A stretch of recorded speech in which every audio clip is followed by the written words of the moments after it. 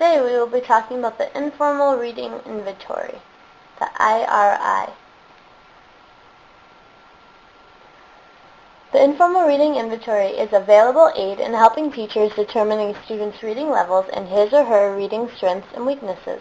It usually consists of oral and silent reading passages selected from basal readers from the pre-premier to the 8th grade levels.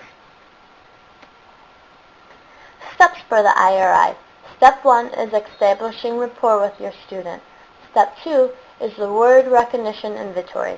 Step 3, oral and silent reading passages. And Step 4, the listening capacity test. Step 1, establishing rapport. Help with any fears or uneasiness that the child might have. Make sure the child understands that he or she won't be receiving a grade, but will be learning more about his or her reading abilities. Step 2, the word recognition inventory. Begin 2 grade levels below where the student is currently at. Decide how you will present the words, and then continue the word recognition inventory until the student misses 4 or more words at any level, then start the oral reading passages. Step 3, the oral and silent reading. The student begins to read the oral passage at the highest level at which they made no errors on the word recognition inventory. The student reads it out loud. The teacher records any errors made. Then the student answers questions from what they read in the passage. Then they read the silent passage, and then they answer questions from that passage. If the student has no errors, then they continue at the next reader level until they reach their frustration level.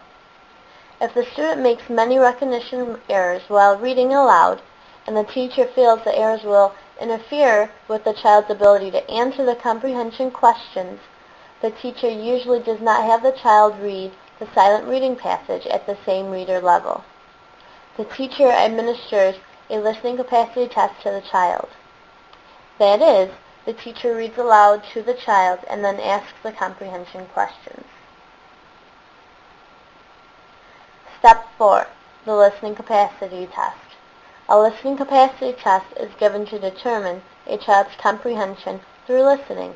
This helps to see the students who understand more through listening than reading.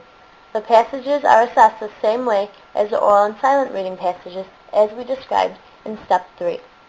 This is usually given when the child has reached or is almost at the frustration level. Some concerns about the IRI. The IRI is only as good as the person directing it and interpreting it, and also the results may vary depending on many factors, such as environment, the test, and the passages given to it. Reference.